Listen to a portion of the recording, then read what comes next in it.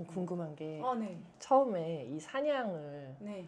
처음에 어떻게 쓰게 됐는지 사냥 기사가 꽤나 오래 됐어요. 이게 제가 3월인가 뭐 2월인가 3월에 제일 첫 썼던 것 같아요. 올해. 예.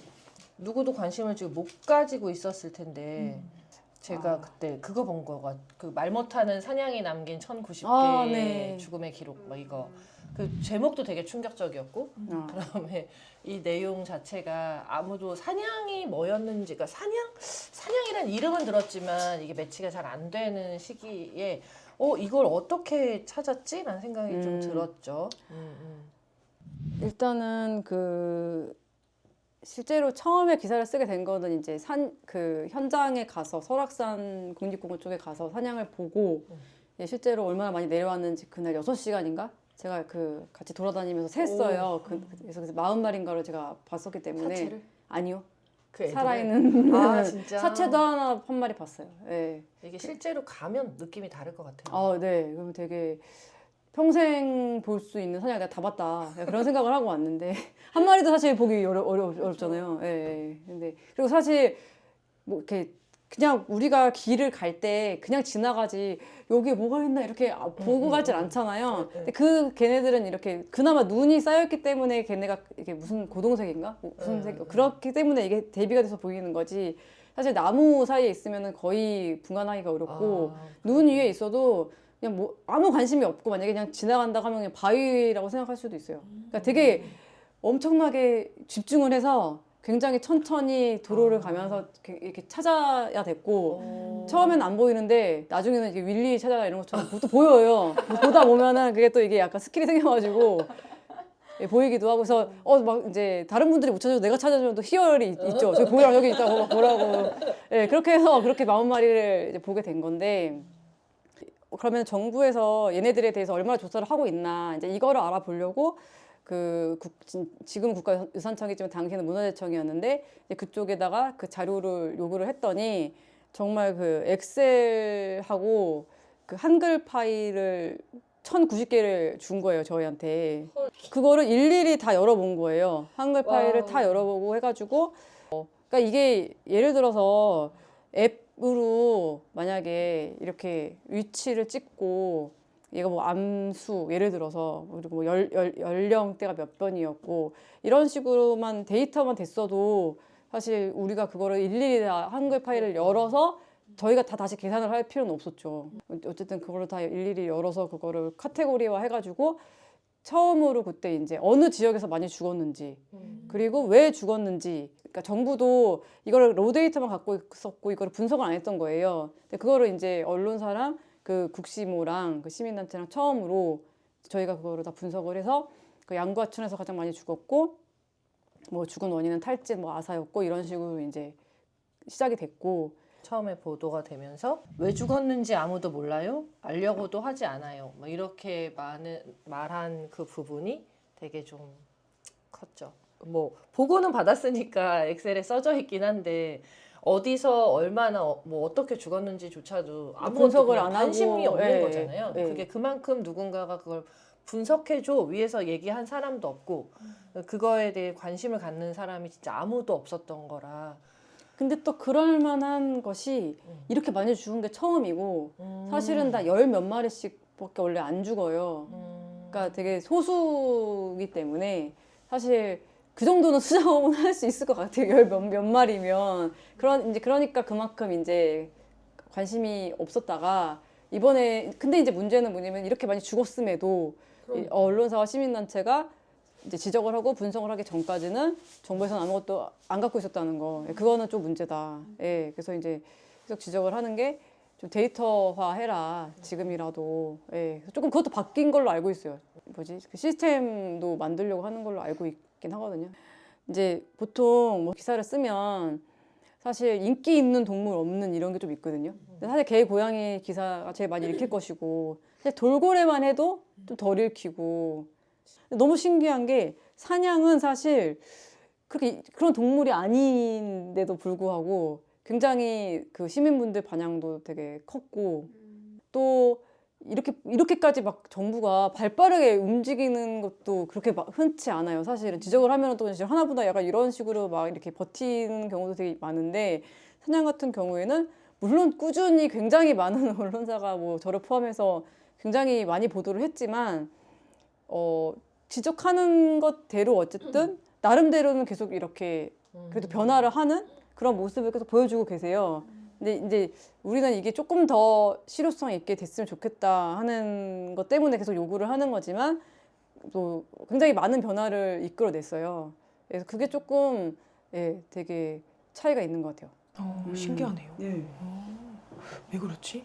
그러니까 기후나 환경하고도 좀 맞물리는 연결- 것 맞아요. 같고 약간- 요즘에 진짜 환경, 기후 이런데 관심이 많다 보니까 그 안에 포함되어 있는 특히 야생동물에 대해서 사람들이 좀 많이 생각을 하게 된 것 같아요. 그러니까 자연, 환경을 돌보는데 그 환경을 생각하다 보니까 그 환경 안에 자연 안에 있는 그 다른 비인간 동물들에 대한 관심이 좀 늘었고 그게 또 인간의 이해와 전혀 상충하지 않은 어떻게 보면 되게 엉뚱한 피해자라고 생각하기 때문에 이렇게 좀 관심을 갖는 것 같아요.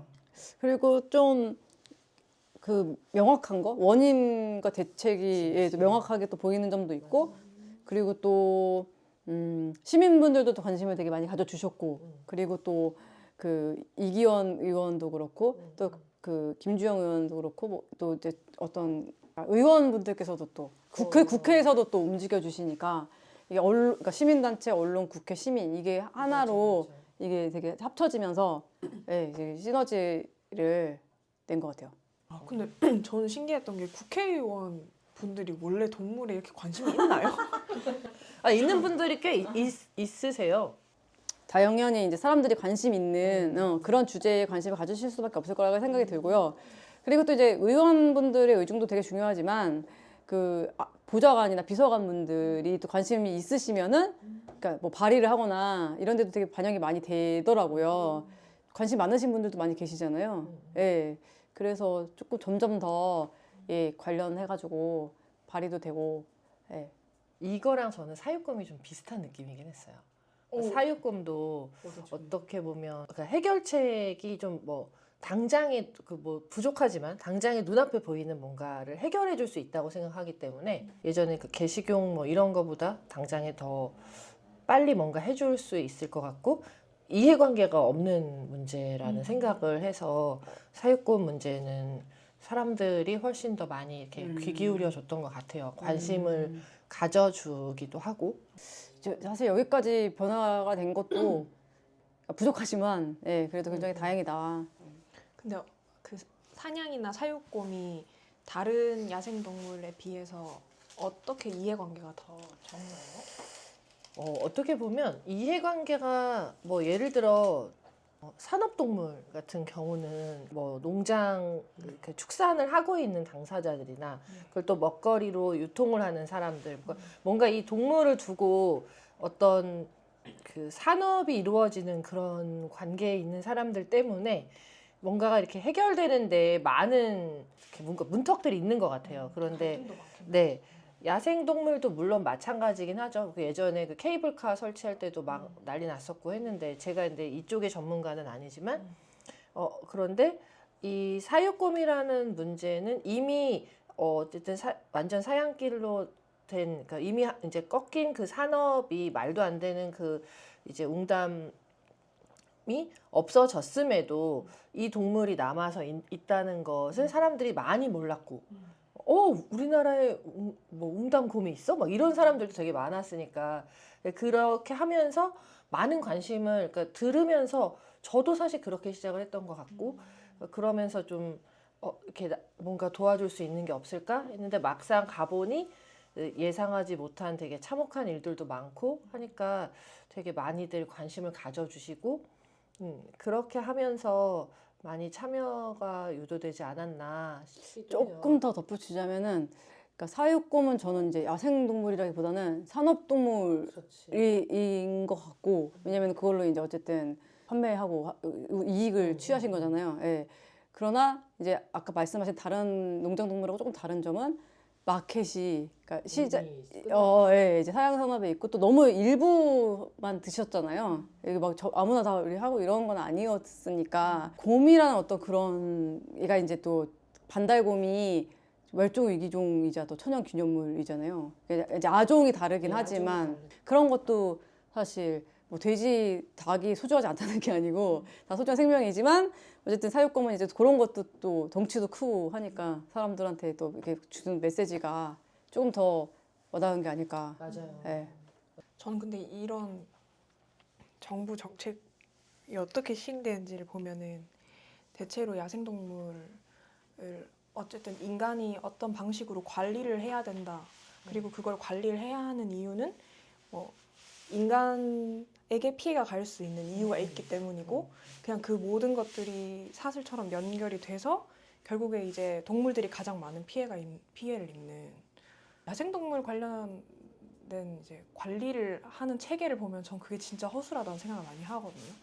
아니 그냥 정말 관리 대상인 것 같아요. 야생동물도 관리를 사실 근데 그게 정확하게 다 관리될 수 없는 게 그 동물들이 어디서 어떻게 움직이고 있는지를 인간이 다 예측할 수 없기 때문에 근데도 모든 거를 관리를 하려고 이제 수치를 재고 측정을 해가지고 어떻게 상황을 하려는 그런 해결 방식을 계속 보이기 때문에 저는 관리를 할 수 없다고 생각하거든요. 관리를 하긴 어렵고 그러니까 그 지역별로 뭐 예를 들어서 저희가 사냥이 어떻게 생겼는지 정확히 모르잖아요. 근데 그래도 사냥 근처에 살고 있는 사람들은 사냥이 어떻게 생겼는지 알아야 신고를 할 거 아니에요. 근데 이제 그런 교육들도 제대로 되어 있나? 라고 생각을 해보면 부족하니까 얘들이 이렇게까지 많이 죽지 않았을까 싶기도 하고 뭐 그런 여러 가지 생각이 듭니다. 사냥인지 막상 만나면 알까요? 아시죠? 아니 그리고 이제 예전부터 이제 그 해당 지역에서는 그 잡아가지고 또 이렇게 밀렵하셔서 또 팔기도 하시고 뭐 그런 분들도 또 계신다고 들어서 예. 아니, 전부 다 그렇다는 게 아니라 이제 예전에도 굉장히 소수의 분들께서 그래서 저는 예, 아실 거는 같으나 그러나 이제 어떻게 대해야 되는지 이런 거는 잘 모르시기 때문에 예, 그래서 이제 지금 좀 관련해가지고 주민분들 교육이라던가 이런 것도 좀 해보려고 하시는 걸로는 알고 있어요. 네.